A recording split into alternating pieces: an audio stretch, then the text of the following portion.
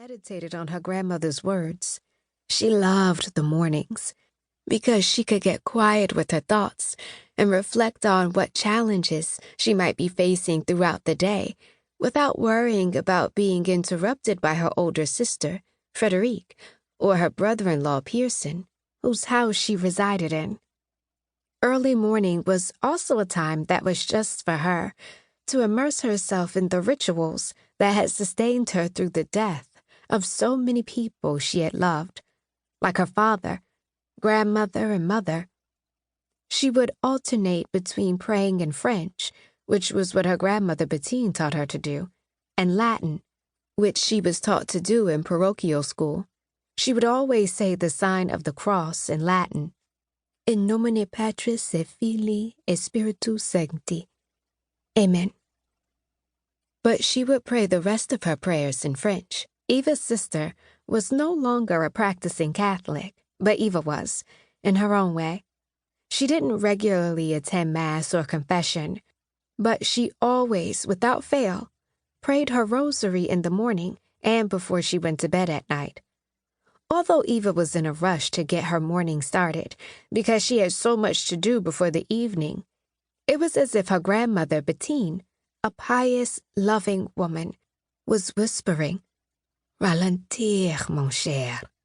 Slow down, my dear. En toutes choses nous rendons grâce. In all things we give thanks.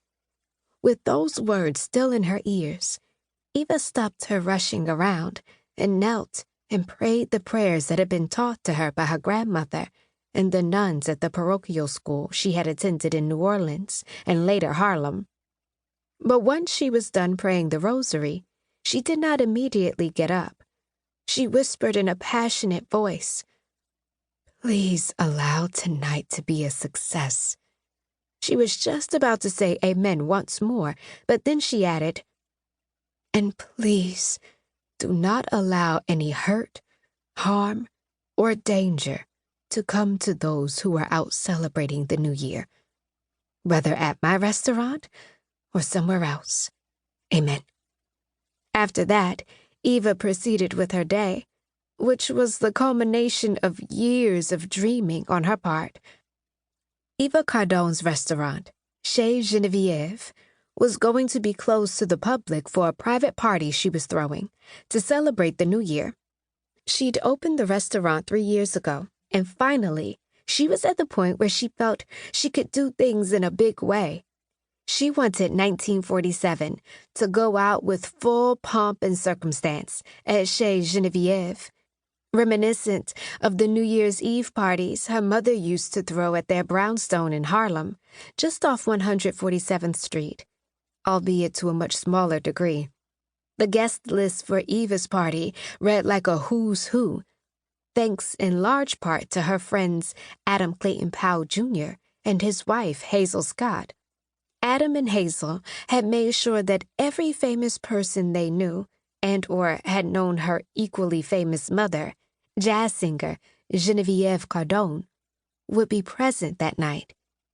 There were Sammy Davis Jr. and Frank Sinatra sharing martinis with the likes of Jackie Robinson and Dinah Washington. And there were leaders in the Negro community like Howard University professor Elaine Locke, sharing small talk with local activist Mary Church Terrell. Eva was awestruck and incredibly humbled by the crowd of high-profile, successful people in both the entertainment industry and politics who had RSVP'd for her huge soiree. But Adam and Hazel had reassured her that this moment wasn't just about her restaurant. Eva, my dear, Adam had said on the phone the day before when she had called him to see if he had any last-minute guests to add to the already burgeoning lists. This party of yours is bigger than any of us. The work you have done in the civil rights movement locally has been nothing short of astounding for someone your age. This moment is about showing the white establishment that we are here and we are not going anywhere. Eva blushed at the compliments Adam was giving her. She didn't feel as if she had done much. Yes,